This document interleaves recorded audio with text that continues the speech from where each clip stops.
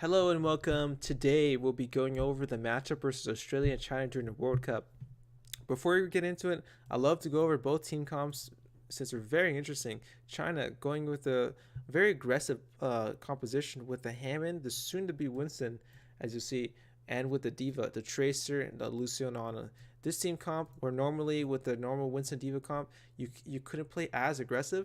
With this comp, you have a lot more sustain, so you're able to you sacrifice a little bit more damage, but you have a lot more initiation ability and sustainability during a fight. So definitely very cool comp. From Australia though, they'll be running a little bit more of a standard composition, where they're running with the Orisa, the Diva, the Widow, the Junkrat, the Ana Zenyatta. This composition is a lot more defensive, and it's really good at focus and homing down on one thing. So if they know where you're trying to come from, they'll win 100% of the time. There's no questions asked.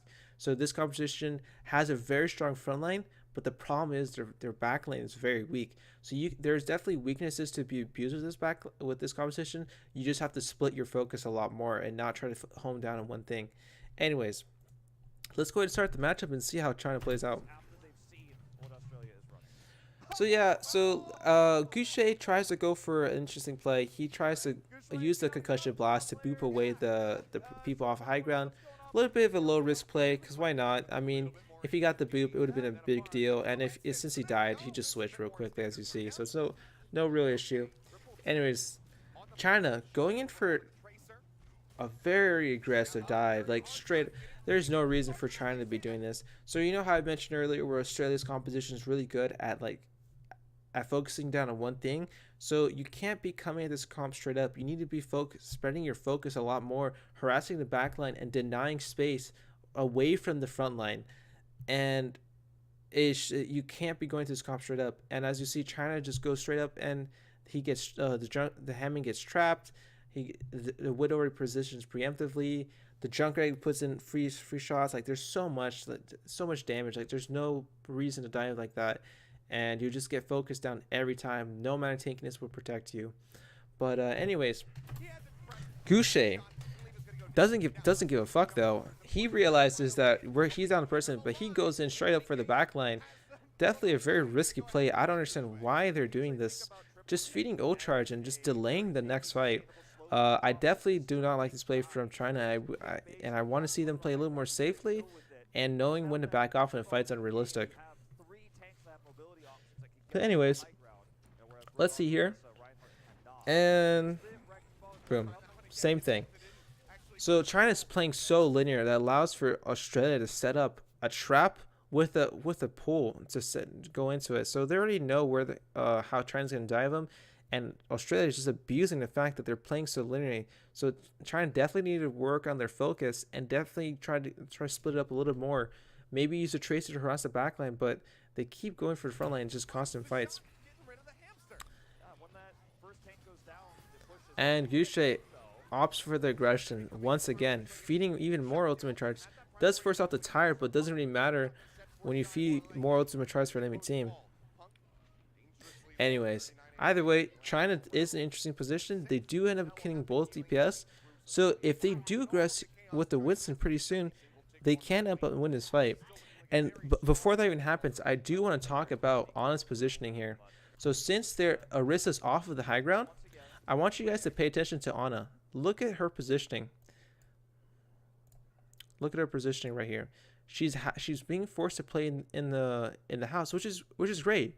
This is a very good position. The problem, however, is as you'll see here very soon, Australia tries to split their focus with their composition, where they have some people on high ground, some people on low ground, and just doesn't work out. With this composition, you want to stick together and all group up and do the same thing. Where compared to if you're on low ground, so that means you have to protect your people on low ground. Your Ana needs that positioning. She needs this building to have her cover with, or else she'll die. So the Diva needs to protect her, the Junkrat needs to protect her, but instead, as you see here, there is no protection, and China's just able to just walk through the back, force the Ana to move, and look how out in the open she's playing. Like, look, Ana is extremely out and open and extremely vulnerable to any sort of dive, and it's just Very poor play from Australia, so they definitely need to communicate that a little bit better with each other. But either way, for China though, they do have their own issues as well. China taking extreme damage. Gouche is already half HP, and you'll see very soon he's gonna get extremely low. And they're forced to not, and they have to wait even longer for a dive. And on top of that, Leave and Late Young are just taking so much damage. So very bad play from China too, taking a little too much poke before a fight even happens. Anyways, they're gonna die regardless of being low people, so that's already a big issue from China. Even though the Ana's out of position, you do need to wait for your team to be ready for it, and they kind of go a little preemptively. And watch how it costs them. So they do end up killing the Ana, but since Lei Young was so low, Lei Young is forced out. Leave is forced to go away from the fight. And watch as Huss is able to since he has so much room to work with, he's able to focus on everybody. Like I said, with this composition, you can't be focusing just on one thing. You need to spread out your resource a little bit. Having a Widowmaker and high ground, a contestant, is very, very costly. So yes, even though they got the Ana and the Orisa, since they all put the eggs in one basket, it allowed for Australia's Widowmaker and Junkrat and Diva just to do so much work without having much things to worry about. So very poor play from China. They definitely needed to wait for their dives a little bit and split their focus. Maybe have the Diva on the Widowmaker as the Winston Hammond dives in with the Tracer. But either way, cost them the fight, so they do have to regroup here.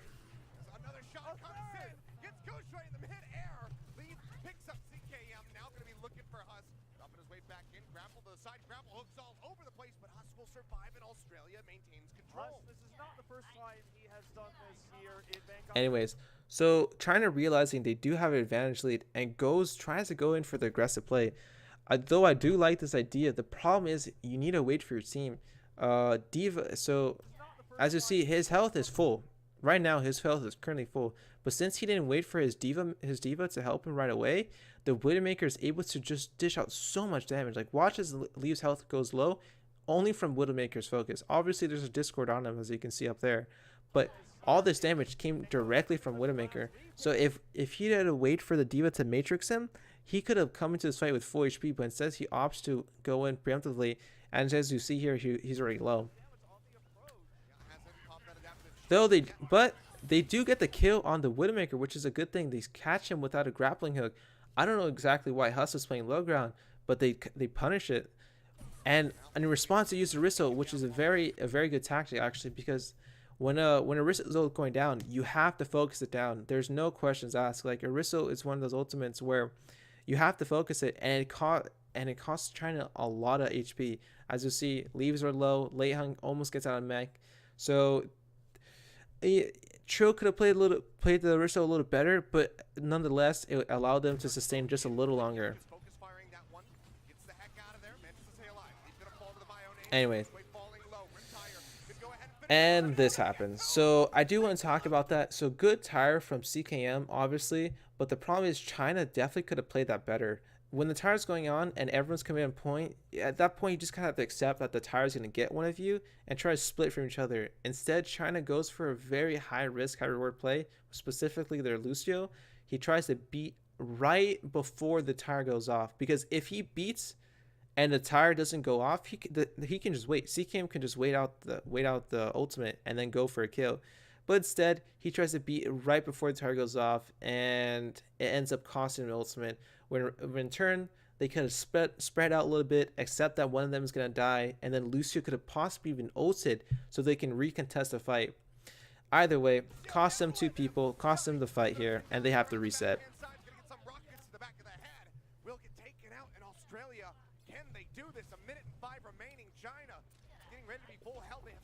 Though, very interesting play from China, realizing that Huss isn't no longer a Widowmaker. Huss was one of the most important people on this team. Since he's playing a Widowmaker, he's pretty much the only person denying Pharah from coming in, playing against them. But since, well, normally when you play Pharah, when you're playing against a Pharah, it's not really a big deal if you don't focus her down, if you have a mobile comp. But when you have a stationary comp and you don't have anyone to deal with Pharah, it can be very, very problematic. So Huss switching over to Tracer to get the point faster seemed like a good idea in a moment, but in reality, it will cost him this fight. As you'll see, the Pharah gets free reign on the team, and there's nothing Australia can do about it.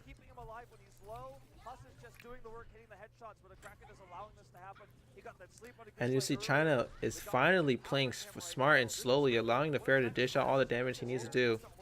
Doesn't overcommit, and just waits it out.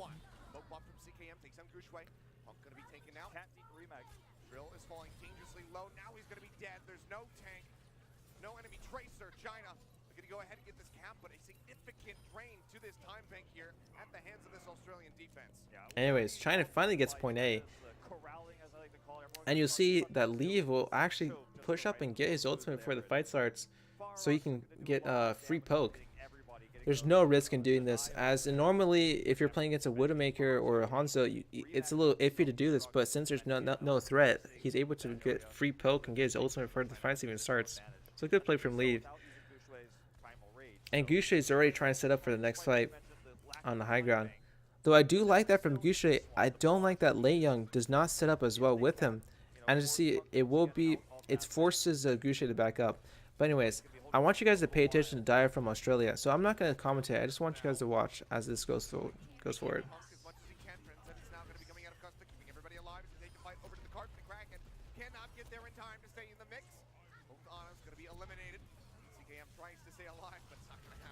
Anyways, as you see, it did not work out for Australia. So let's just go over what happened here real quick. So obviously, Australia has they have very good players on the team, and I'm sure they were communicating with each other. Though I think their communication was a little, they didn't think it through too much, I believe, because they kind of just went in thinking, okay, let's just go in for the backline and use Transcend sustain the tanks, since the tanks do not have ultimates. You see? The tanks don't have ultimates, so they're going to try to use Transcendence to sustain the tanks as they push up, which in theory is not that bad of an idea. The problem is they didn't set up for it properly. As you see, they leave the Ana by herself. They just kind of say peace, Ana, and leave her to die. And as the Transcendence ends, they didn't set up for Transcendence end. They just kind of thought like, okay, let's just go in Transcendence, and then they didn't talk about where the Transcendence end. When you're transcending very aggressive like this, the tanks need to set up in a position so the Zenyatta is safe. But instead, Punk is on payload. Kasa just kind of ends his transcendence all the way in the back, since there's he's all the way over here since there's nowhere else safe, and there's no one to protect him. The tanks are just not set up. There's no proper communication. So they had an idea going into this, which was using transcendence to sustain the tanks, but they didn't think it through fully, and it ended up costing them the fight. As you see, Kasa gets picked right away after Transcendence, and everyone, yeah, they do get the Mercy, but it's already too late. Everybody else is already dead.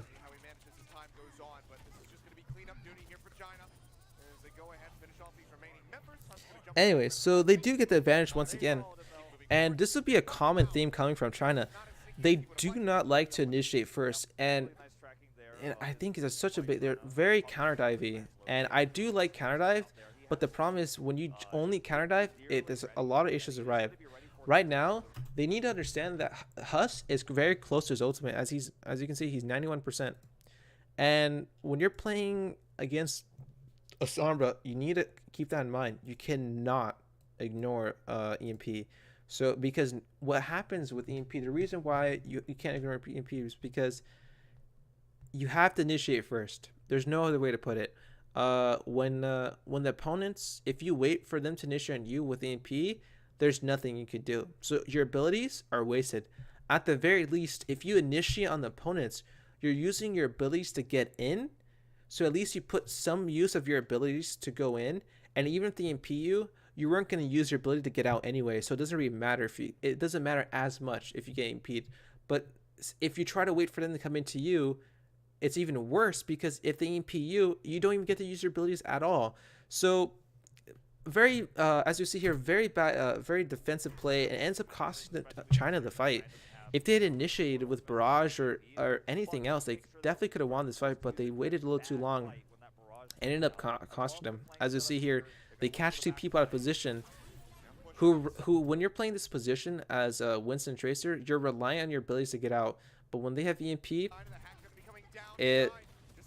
you don't have access to those abilities. So very poor play from China. Good initiation from Australia. So let's just see them reset and see how they go into the next fight. Fairly expensive there with the two ultimates used, the Nano and the EMP, but I think it's worth it when you know China's got this weak of a time bank. You prevent the Primal Rage and that advantage that China has. So good reset, full reset here from China. Yeah. But also two of the fastest building, ultimates that they have for their team as well.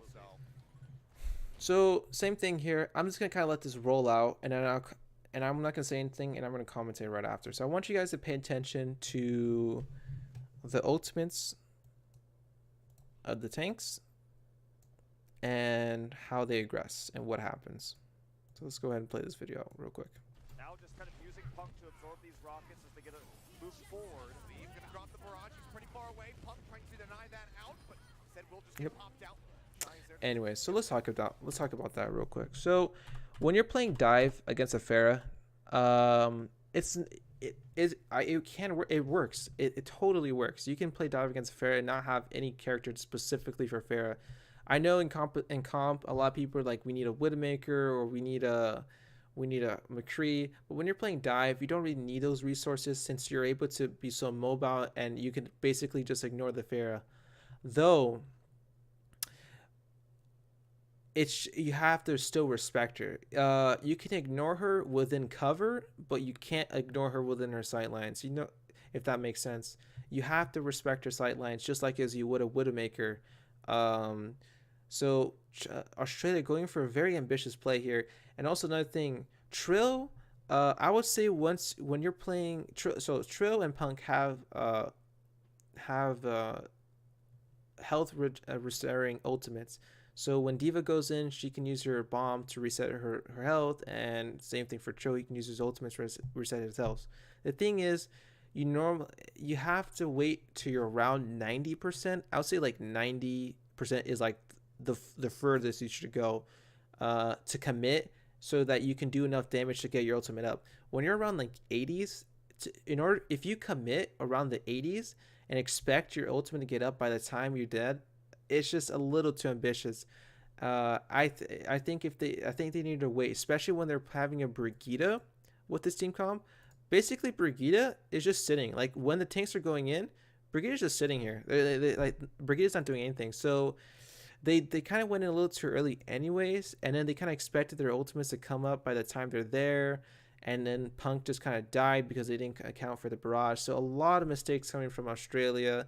So definitely, they could have waited a little longer and waited for the ultimates to be up fully before they committed. But anyways, now just kind of using Punk to absorb these rockets as they get a let's go in here. He's gonna drop the barrage. He's pretty far away. Punk trying to deny that out, but said we'll just get popped out. But now China up one person. So let's see how they play with us. Let's see how Australia will respond. And I want you guys to keep in mind that Leaf had just used his Pharaoh, okay? And I want you guys to pay attention to his ultimate charge due to Trill. Trill going for a very ambitious play, which he got the Pharaoh half HP. And even though the Pharaoh is half HP, he is game pocketed, and he goes for the Primal Rage to kill him out of the air. So I would, if that isn't too ambitious, I don't know what is, guys. That is just Trill. There's no reason for him to. If he's leaving his team, look at China. Since they have no main tank up front, this is what China does. They need a position better. Like he needs to aggress on the right targets. You can't be putting all your resources onto a Pharah, especially a Winston ultimate. And on top of that, not only did Trill leave his team, but now he just fed a shit ton of ultimate charge to leave. He's about to get 60%. All because of Leaf. All because of Trill. So so very poor play from the tanks. Anyways, here. So let's go back in here. So China got the lead once again. And once again, they playing super passively. Late Young, I do like the positioning from Goucher, where he's positioning in the high ground, which is amazing. But the problem is Goucher is playing passively once again. He's currently playing on cart here. I'll play it for you guys so you can see him. He's currently playing on cart. And and the reason why this is a bad idea is because Goucher is heading up high ground. Lei Young should be there with them. This allows them to initiate onto the enemy team without having to using their mobility and then using their mobility to get out. So, but instead, Lei Young, if he wants to aggress on the backline, he's gonna have to use his mobility. So, very poor, very poor setup from China. So they definitely could have positioned a little better for the next fight. Though, let's see how this fight pans out. And once again, China never initiating, waiting for them to initiate. You see, Australia goes in for the Diva Bomb aggression, which is a very good thing to do. Using your Diva Bomb to make space and having your Winston go in. So even though Trill doesn't have his ultimate, he's using the Diva Bomb to earn the space and play around that, which is a very good idea actually. But regardless, Huss peeking a little too much. For some reason, he's low and trying to shoot the enemy team and peeks the corner and dies for that. And then CKM caught out of position. And then Custa using his Transcendent here. So a little sketchy play, very sketchy play from Australia. Definitely could have used and also bad communication. As let's just go back here. As I don't know if you guys remember, but a new Nano Boost actually heals you when you're low. So I think Custer used his ultimate to try to save Trill, and Punk actually gets a little low too.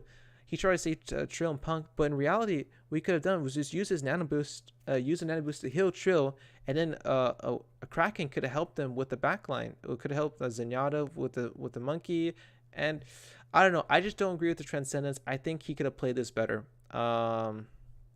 Regardless, they use it and they work with it. So though Trill goes for a very big, he gets Nano Boosted.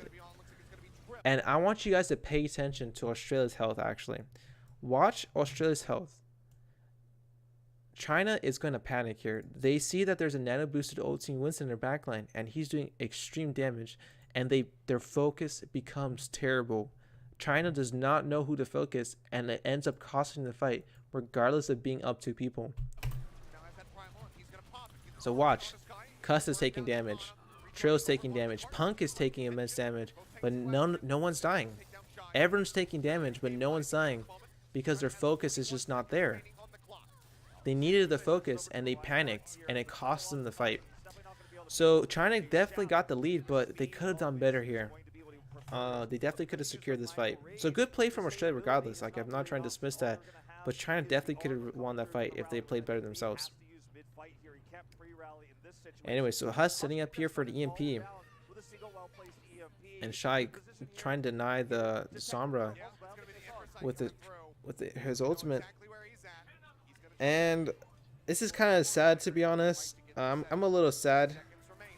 Yeah, so when you're in cart, there's a 3-second mark. So if you're in cart within the 3rd second, so anything under 3 seconds, you can leave the cart and go overtime. And I think that's what happened with with China. Let's go back here. As you see, Lei Young's on cart, and I think he just sees that it's 3.7 seconds, and he just assumes he's fine. He assumes he can just get out of the cart and everything's fine. But he didn't wait. He was off by 0.7 seconds, guys. 0.7 seconds.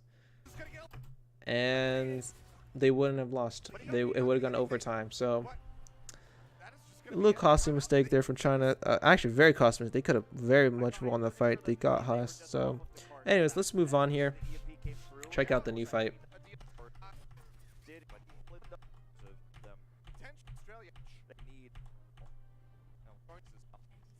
Taking a little bit here. So China running once again a very different comp. I personally don't agree with it though. Ryan Zarya is a little sketchy. Since Dive is normally run at first point, having a Reinhardt is really bad. Reinhardt sucks against Dive since his see, Orisa does a lot better against Dive because she has the range, the hold, and the fortify, which are all amazing things to do with Dive. Plus the shoot, of course, like everyone knows that. But the hold is really good to force the tanks in position they don't want to, or force somebody they don't, or force anyone in position they don't want to be. The fortify to help against focus fire, and the range to deal with anybody, even at a distance, so they're able to pressure. Ryan, he's just kind of like a sitting duck. He's just kind of there, waiting for you to initiate him, and then his range is terrible. So I don't really like Ryan. But anyways, here China's running this composition, and Australia playing exactly like I said earlier, how they should be playing, which is trying to flank. Everyone's flanking, including the Winston. So they're trying to set up a dive on opponents here. The thing is, even though I love the strategy of surrounding an enemy team, you have to play safe. Everyone needs to play safe. Everyone needs to play very, very safe. And the thing is, as you see here, Punk uses his mobility to get on the high ground. Since this comp doesn't have range, this is fine. This is completely fine. The only range of this composition is Widowmaker, so you can take very aggressive positioning without having to worry about taking too much damage, as long as you're within out of their reach. Since you basically just have to worry about Reinhardt's hammer. That's pretty much it. But anyways, instead, Punk leaves the high ground without his boosters, goes onto point, and China just destroys him for that, costing Australia to reset. Or not to reset, but wait a little longer for the next fight. Though, even though they're down in person, Australia can keep the pressure up. As you see, CCAM will be holding the high ground, and Trill is as well on high ground. He does get the Widowmaker, which is a big deal, though, and he's full HP. He should be holding this high ground. This composition, he killed their only form of range. With this composition, there's no one to deal with him on high ground. So I would have really liked if Trill had stayed, but instead he opts to leave. And as you'll see, it's going to cost him. Next fight, watch as Trill goes in, using his mobility and having no ultimate to back it up, and dies for it right away. I don't know what he was thinking, but that was definitely not the right play to do. If he had opted to stay on high ground and instead go on one of the windows, he could have stayed on high ground, rotated a little bit, gone on this window or the other window on top there, and not use his mobility. And then as soon as things feel uncomfortable, he can just back away with his jump. But instead, he decides to leave the high ground, opt to use his jump, not going with his diva. It's just so much bad play coming in here from Trill, and it ends up costing him the fight. So let's just go ahead and play this. So definitely better play could have come here from Trill.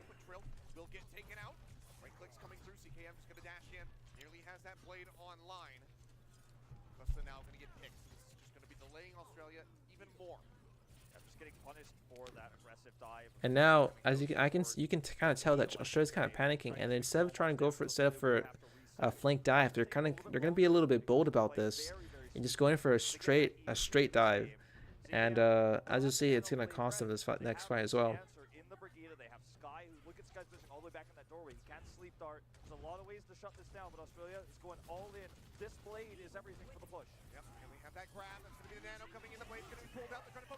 So they go straight up for a nano blade. Yep. So let's talk about that real quick. Very, very predictable play. So obviously China knows they both have nano and blades coming up. They know it's going to happen. So they're already trying to set up for it. Anna's already playing super back. Lucio's already with her. So Australia needs to understand that China's trying to set up for this next fight because they know they have nano blade. So, but instead of trying to set up for next fight by taking the high ground positioning and get an easier dive on Anna, because even with the speed boost, if you're already up close with Anna, there's nothing she can do. Even if she speeds it away, you have another dasher. But instead, he uses one dash and uses another dash to reach him, and that's it. He has no other mobility. So very, very bold play coming here from Australia. They definitely could have stepped better, and it ends up costing them the fight. Though Australia finds an opportunity with Goucher, catching him out of position, EMPs him, knowing that he won't have any shields. Though, I want you guys to pay attention how low Goucher gets. Look how low Goucher gets. Multiple times, Goucher gets extremely, extremely low, but it doesn't quite die. And the reason is because their focus is not together. Currently, Trill is trying to distract the healers, or he's trying to kill one of the healers. Huss is on point, trying to get a second tick, and it's only Punk on the Reinhardt. If Huss would have left the point and not go for a second tick, they could have confirmed the kill on Goucher, and possibly even win the next fight. Actually, they could have had a good chance of winning the next fight, but instead, Huss preferred to go for a second tick instead of trying to win the next fight. So it will end up costing him, and Trill wasn't helping the damage onto the Reinhardt. So a lot of bad play coming in, for bad focus fire coming from Australia. They definitely could have killed Goucher, but they had too much. They had separate ideas in mind. So a lot of bad focus fire from Australia. Anyways, let's go into the next fight. Now China actually has a chance to win this. They have an ult rotation. And let's watch this. And Trill, once again, going for an extremely aggressive dive. I really do not agree with this. But fortunately for him, China makes a big misplay themselves. They even though Trill was Graviton, even though Trill dove in, was Graviton, he still was able to live due to China as well having bad focus himself. As they're trying to focus down the Mercy. As you see here, Custa does die. He does end up dying, but the problem is Custa had options. Custa himself made some issues. He dove straight into China's team. He could have used the Fair to escape, and the Fair also didn't set up easily for Custa to escape. So a lot of individual issues. So what I'm trying to say is Shy could have helped to kill Trill, but instead opted to go for a solo play on the Mercy. Even though he ended up killing her, it was already too late. The damage was already done. All the space that Trill made from him being alive, that was done. And now Shay was able to aggress even without their Mercy, or even without any heals in general.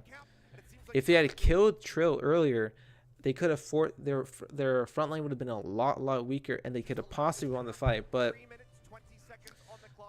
they end up sacrificing this fight due to bad focus fire. Anyways, let's move on here.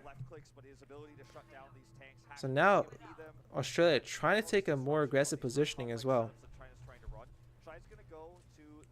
And trying to switch into a McCree, which is a very interesting play from them. So let's see how this works out, as Leave's going to be dealing with Haas a little bit here, giving that burst armor to Shy on the Brigida. Now watch as Australia for some reason never opts to initiate.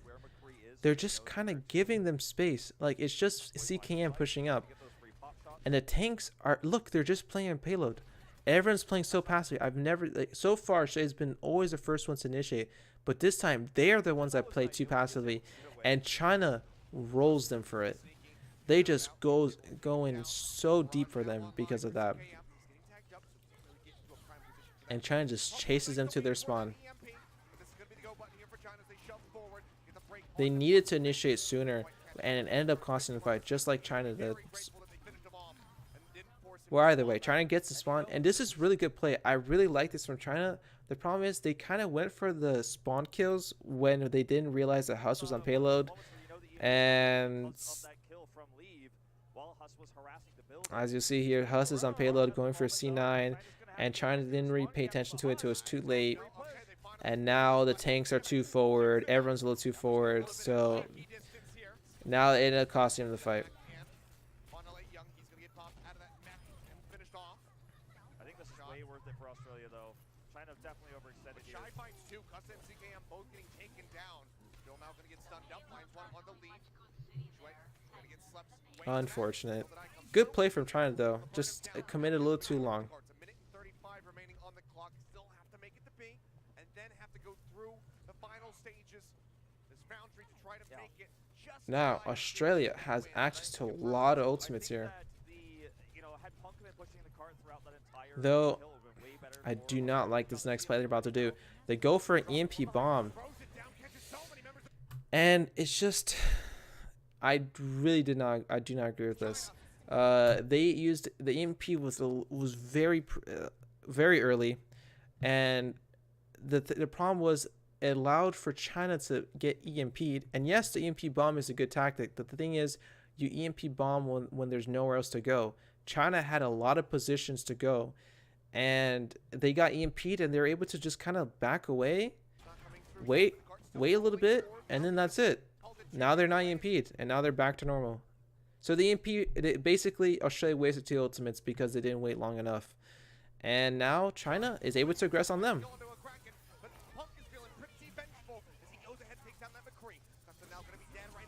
And then once again, Australia wasting even more ultimates, using a nano boost and a feral on one single Winston, which you guys will see it will cost them next fight, since they used they literally wasted 4 ultimates, nano boost and Pharah, on a losing fight, and they used EMP and Diva Bomb when too early, so they wasted 4 ultimates at their disposal.